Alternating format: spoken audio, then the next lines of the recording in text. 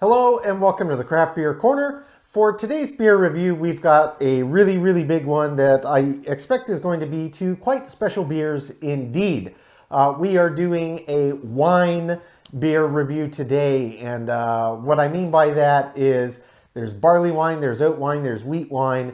They're not wines, as we've talked about many times. They are beers. They just add the name wine in because of their high ABVs, which is a lot closer to most wines than it is to most beers. So today we're going to be sampling two different styles of this kind of beer branch. And we're going to be starting with a wheat wine. And this is from a brewer I've never had anything from prior. So my first beer from them, and always exciting indeed. This first one is from the Alementary Brewing Company. This is called Return to Oaxaca. It's a wheat wine that clocks in at 9.5% ABV, and it was aged in mezcal barrels. They're based in Hackensack, New Jersey. For the second beer, we've got Adroit Theory's Shadows Settle. This is a barley wine, clocks in at 12% ABV.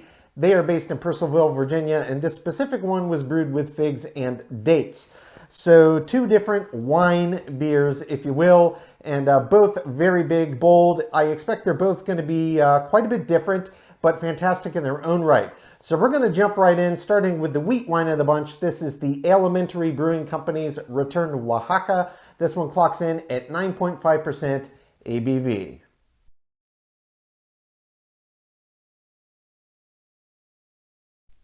Okay, so jumping right into the first beer of today's wine beer review, we have got the Alementary Brewing Company's Return to Oaxaca. This is a wheat wine, clocks in at 9.5% ABV. This one was mezcal barrel aged, and they are based in Hackensack, New Jersey.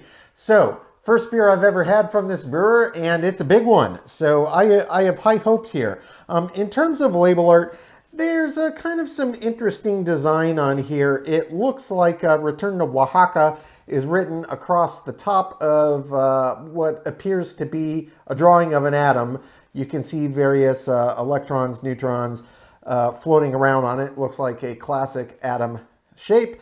And it's got this kind of foil-like blue and alternating green foil logo on there. I know the camera's probably not picking it up that well, but take my word for it, it does look quite neat. So that's about it in terms of label art. So we're just going to go ahead and get this cracked gently. All right. And we're going to get this one poured right in the glass. And I am using my stout glass, which I find works well on these large ABV beers. Okay, right away visually as I'm pouring this out, it looks relatively similar to the color of a barley wine. Maybe a little lighter in terms of its more caramelly color appearance, but it looks quite nice. No question about it, it's a nice looking beer. Looks to be quite effervescent, looks to be very tight, fine carbonation that's coming up in this glass. And it's got a very pronounced aroma. I can smell it from quite a ways away. We'll get right up on it here in a second, but yeah, that's a lovely beer. It's very much a caramel color in the glass. Formed a little bit of a head, but that's more or less out of the way. Let's get right up on it. Oh, wow. That smells fantastic, and you can tell this is going to be a big beer. No question about it. And this one, it is a little different than a barley wine. It's got some different aromas that are coming through. There are a lot more wine-like and grape-like aromas that are coming through on this beer, as well as some kind of fruity essences that are floating in the back, and you can very clearly smell that mezcal barrel. So this, I expect, is going to be very big, very bold, and I can't wait. So I'm going to jump right in for this first sip.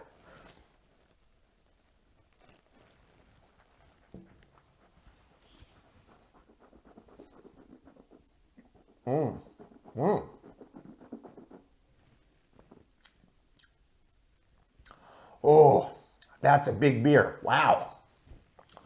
Ooh, that's got a lot of interesting flavors. Very interesting, very complex, and very big. Okay, so there's a lot to talk about in this beer, and it really goes in a lot of different and interesting directions. Some very surprising, all very pleasant. So, the first thing I thought when I got it in my mouth was, okay, there's a little wine-like quality to it. What came through on the aroma is definitely coming through in the flavor profile.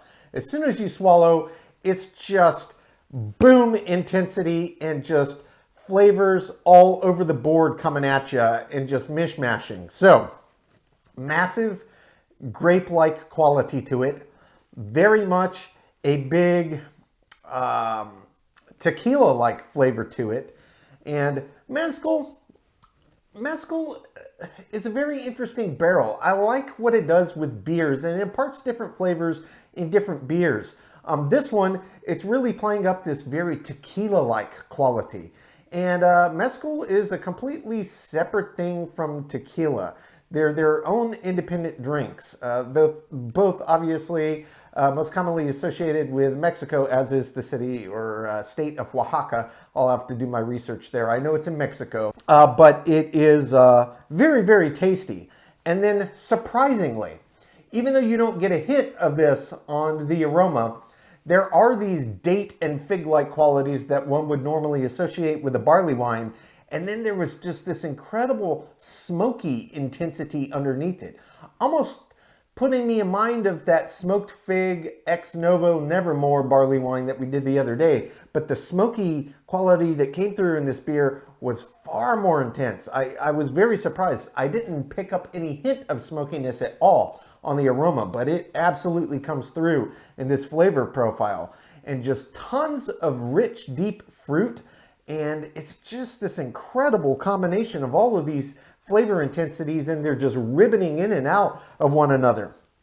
In terms of the finish, it's insanely long on this. I don't know how long it's been since I swallowed that sip. It is still lingering on the back of the throat, and the dominant flavors that are lingering are a mix of smoke and tequila, which that's what it tastes like to me. I'm not suggesting it's tequila or that it's smoke, but that's what is coming through in the flavor profile, my perception of the flavor profile.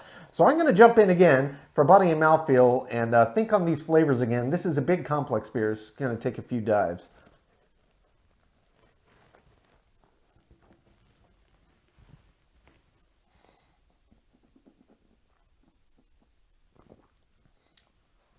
Body on this is a solid medium heavy. Mouthfeel, I would say, is roughly medium heavy as well. It's got some resistance and it's got some weight. It really feels appropriate for the ABV. Perhaps you would suspect it would be a little higher, just wheat wine, but it's 9.5. It's not double digits yet. It feels right. It's got real presence. The flavors on second sip, they're still just all over the board. It's an insane amount of intensity of flavors that is just moving in and out of one another in this beer. It is incredibly intense. The flavors are incredibly intense. I cannot stress that enough. This is a big, bold, pungent beer. It is not for the faint of heart. If you like big, bold flavors that are kind of all over the map and very interesting and unique, I really think you're probably going to enjoy this one. It's very complex. This is not a beer you're going to slam. This is one you're going to take small sips and enjoy it over the course of 2, 3, possibly longer hours.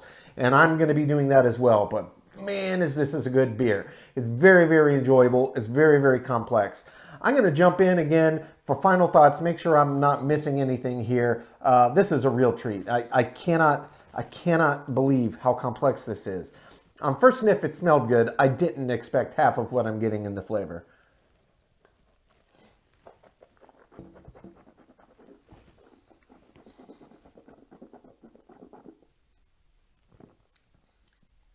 Grapes, and big bite of tequila. That's from that mezcal barrel. Then this underlying smokiness. There's almost like this lime-like quality. Almost like, you take the tequila shot, you bite the lime and or lick the salt. There's a little suggestion of that in there. In this, I'm not saying it's briny or that they included it, but these are the different flavors coming through. Just like I'm getting figs and dates for sure. Big time. And just this underlying smokiness. And there's a little caramel quality in between when the tequila and mezcal kind of side of this really comes into play. Just behind the grapes, that's where you get just this quick little ribbon of caramel that comes in. It kind of floats around in the top at the back end of this profile, but it's very big. There's a lot of complex, intense layers of flavor here, and it's very, very enjoyable. This is a really big beer. I'm going to have to take my time sip on this while I really pick this one apart to get my scores. But when we come back, we will get to the second beer of today's review, and that's going to be Adroit Theory's Shadow Settle, which is a barley wine clocking in at 12% ABV.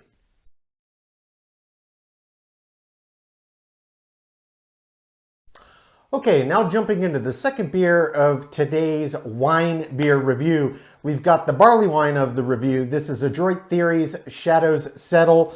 As always, they do put on their back a ghost number. If you care for that information, this one is specifically Ghost 792.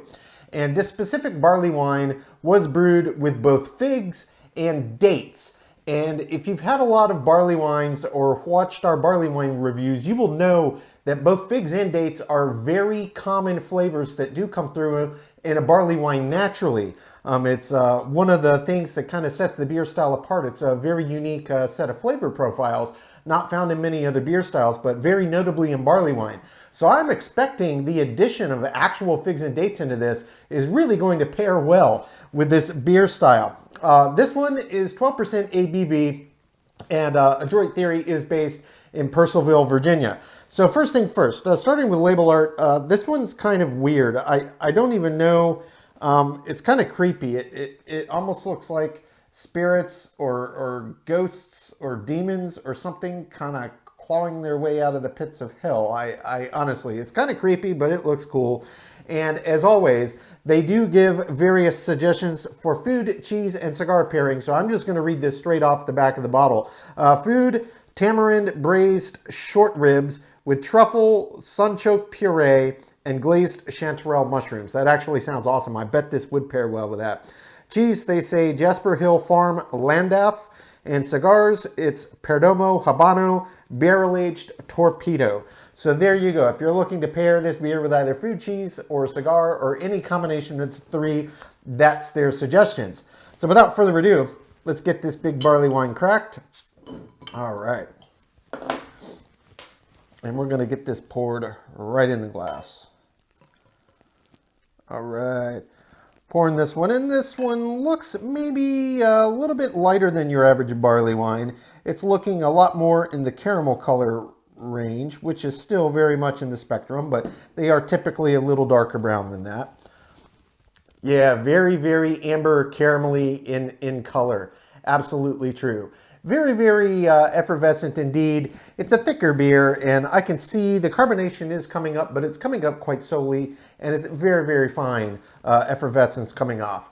As with most barley wines, the aroma on this is quite pronounced. I can smell it from here, but I'm going to get right up over it just to pick everything out properly. Oh yeah. That smells very nice. I'll tell you, it smells quite a bit different than your average barley wine. This one kind of reminds me of the first beer, the wheat wine, in that I'm picking up a lot of notes of grapes. It does have a lot more wine-like aroma to it than a standard barley wine. It's got a lot more aromatics in common with wine than it does beer, to be certain. But I imagine when we jump in that it's just going to be equally as complex as the first beer with a lot of interesting flavors that pop in and out. Yeah, it does smell quite nice. It smells quite fruity as well. So there's this overwhelming sense of grapes and this kind of booziness to it. And then there's a lot of fruit in there. I can't say that I'm actually detecting aromas of figs and dates, but I know they're brewed in here, and that's a natural common element. So let's just jump right in and see what we discover.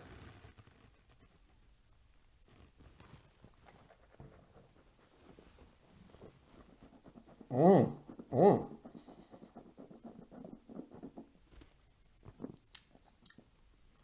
that's a big beer. Big beer, they always are. Okay, so what you can pick up in the aroma really truly doesn't translate into the flavor profile in the glass. It's almost like smelling one thing and tasting something completely different. There was only the slightest suggestion of a flavor that even approximates the aroma that smells very wine-like. And it's really just kind of tied with that boozy quality that barley wines have. But overall, this is a rich toffee and caramel forward flavor profile in this barley wine. And to be certain, the dates and the figs, they absolutely come through in this beer. I would say The addition of those specifically into this beer really does make those flavor profiles pop in the middle of this beer. So it's very rich. It's almost dessert-like in the way that these flavors are developing. So you have this slight suggestion of a wine-like quality that's really mixing with that forward booziness. And then immediately you're getting caramel, you're getting toffee, you're getting figs, you're getting dates. Now there's also these underlying flavors, which are also common in barley wines, of kind of candied sugars and maybe cobblers or some kind of confection. So it's almost like if you're caramelizing sugars mixed with a lot of rich pungent fruit, that really comes and plays in the background as well. So you get both dates, figs, it's just ribbons of caramel and toffee, and then you're also getting these delicious caramelized sugar notes mixing with other fruit. And this one, I would say it's more rich fruit. Not that most people would ever make a plum cobbler, but it's got richer, deeper fruit like that. There's not light, fruity kind of flavors coming through, such as peaches or apricots. It's much more rich. So it's kind of in that same vein as the dates and the figs. They are naturally sweet fruit, obviously, but they're richer in their flavor profile. So it's less on the lighter fruity end and much more on the richer end of the flavor spectrum. Gonna jump in for one more sip. This is a big beer. There's a lot of flavors happening here.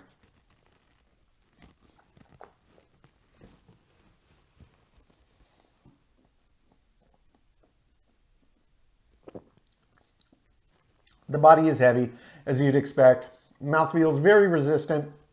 Classic barley wine, it's got a lot of resistance, but you can still feel a little effervescence. They are active. It's not quite the same level as, say, a porter, but you can feel it there. Agitation with this one really gets it very, very creamy. I'll tell you, I just picked up another interesting flavor that I didn't notice on the first sip. So exactly what I picked up the first time, I stand by that, but after about 3, 4, 5 seconds, and kind of the date and the fig and the booziness and the caramel and the toffee pop, I just picked up this underlying, almost what tasted like an apple crisp or an apple pie. So apples that have been baked and cinnamon and maybe some caramelized sugars in there. So I didn't detect the kind of brighter fruit side on the first sip, but on the back end, I definitely am getting it. And it's very, very nice. And there's a little suggestion of raisin. That's also very common in barley wines. And it kind of pairs very well with kind of that plum, the date, the fig. It's that richer, deeper fruit. So it's very dominant here, but there is a little lighter side to it as well. And it's notably coming through almost like apple pie or an apple cobbler or an apple crisp. Very, very delicious. Very, very delicious. Gonna jump in again, think about this finish and make sure I didn't miss anything else pertinent.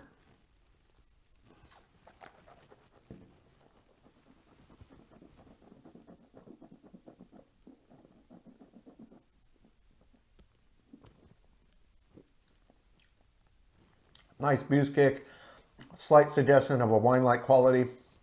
It's immediately into caramel and toffee. Figs and dates come through quite clearly. Little suggestion of plums, raisins. There's that little suggestion of apple pie again, or apple crisp. It's very, very nice. It takes some of that rich side out of it and just lightens it up. It kind of brightens up the beer because it's very heavy and it's very rich, very flavorful. And there's definitely a ton of caramelized sugar accents. There's a little underlying molasses-like quality as well. So, you know, call it caramelized. Otherwise, it's that rich, succulent sugar. So it's not a super sweet profile, but you know it when you taste it. I don't know if you've ever had molasses just on its own, but it's a very distinct flavor. Very, very nice. This is a very good beer. Very complex. I'm going to take my time, sip on this one, call it my scores. When we come back, we will get both beers ranked from top to bottom.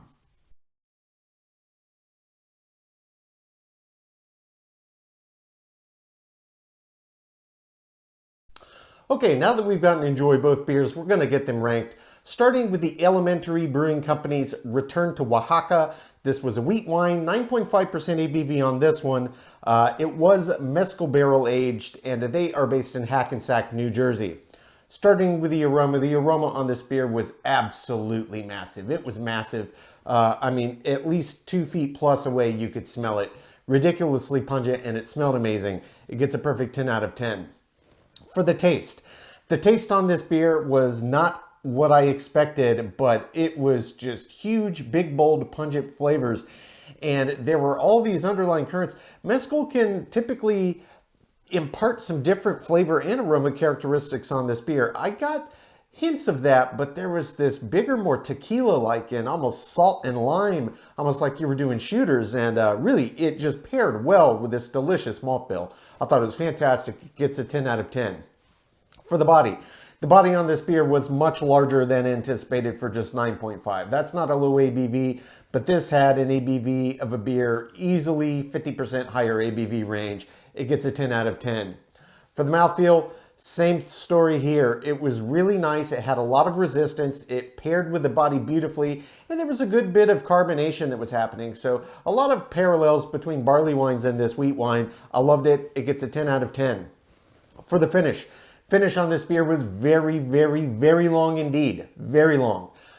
That kind of mezcal, those tequila qualities that were present in the beer really just extended it out and pushed it out. I mean, just a ludicrously long amount of time, lingering all over the palate with really great intensity. It gets a perfect 10 out of 10.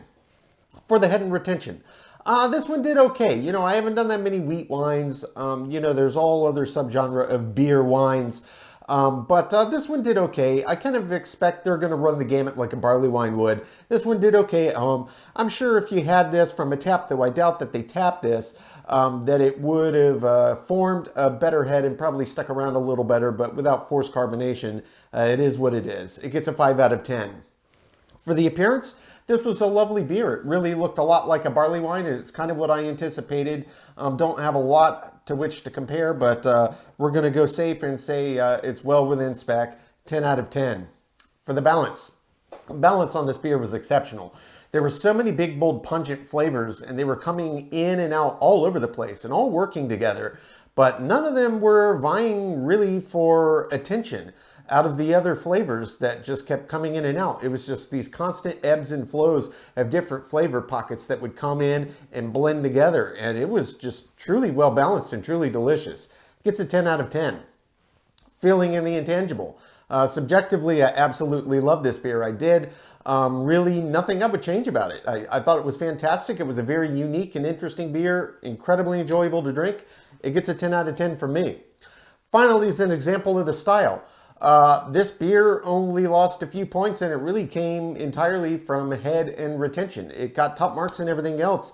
Head and retention is what it is. So as an example of the style, I didn't dock any points here either. It gets a 10 out of 10, which brings the Alementary Brewing Company's return to Oaxaca to a 95 out of 100. This is absolutely top tier beer. If you're a fan of mezcal and mezcal barrel-aged beers, or, you know, barley wines, wheat wines, oat wines, anything like that, this is one I would definitely recommend. Well worth your time to seek out. Moving on to beer number 2. This is Adroit Theory's Shadows Settle Ghost 792. This was the barley wine that was brewed with figs and dates. 12% on this one, and they are based in Purcellville, Virginia.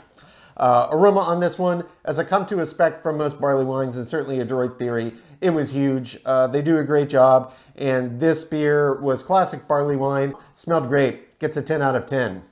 For the taste, I enjoyed the taste on this beer, though this was a little different than your average barley wine. Barley wines do typically have fig and date aroma and flavor profiles that are quite present in most of them. Not all, but in most. And this one being brewed with both figs and dates, I said, this is just going to go beautifully. Probably just accentuate, make a bigger beer. And it did. The fig and the date side did come out more present, but to the detriment of some more subtleties that barley wines usually have.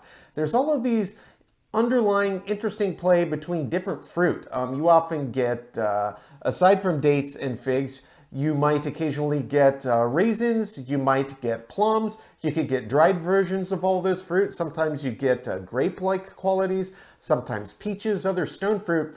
This one was just so fig and date dominant that it lost a lot of the subtlety that you normally get in a barley wine. It was still enjoyable, but you know, for my money, I like all of the other interesting flavors that you can normally pick them in a barley wine. The date and the fig were just a little heavy. Still well above average. It gets an 8 out of 10. For the body, a 12% barley wine, you know it's going to be big, and it was indeed. It it gets a perfect 10 out of 10. Mouthfeel, same story here. Tons of resistance that matched the body and a nice bit of effervescence you could feel. It gets a perfect 10 out of 10 for the mouthfeel as well.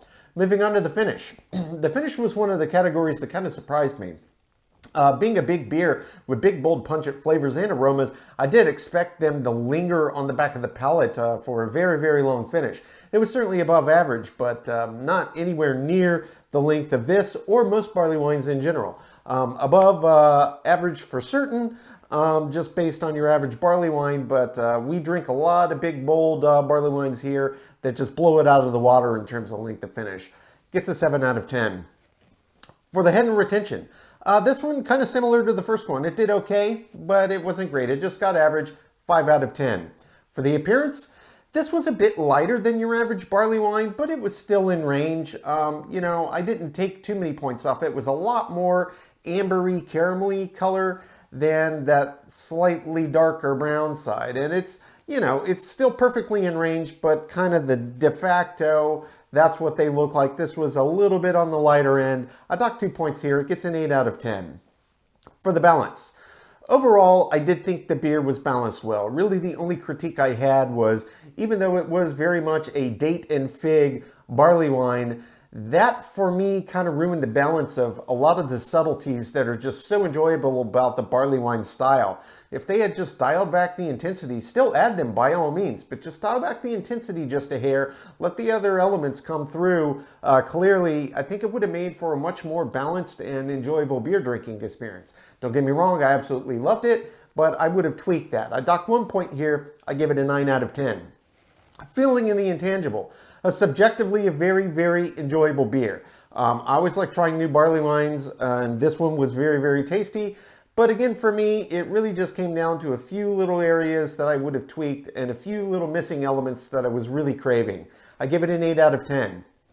Finally, as an example of the style. Overall, this beer was excellent. It only lost a handful of points in a few categories, and yet again, just like with the first, head and retention was the biggest.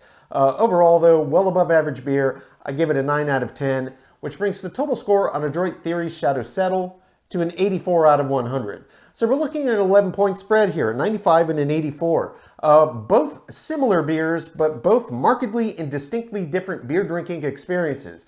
I thought that they were both excellent, and if you're fans of the wine beer styles, these are both excellent beers that I would recommend to anybody. Folks, that's today's review. As always, I do sincerely appreciate you tuning in today. Please don't forget to like, comment, and subscribe. And if you want to stay in the loop when our videos go live to YouTube, you can just click the notification bell icon. It's right next to the subscribe button. Until next time, keep it beer, keep it craft. We'll see you on the next one. Cheers.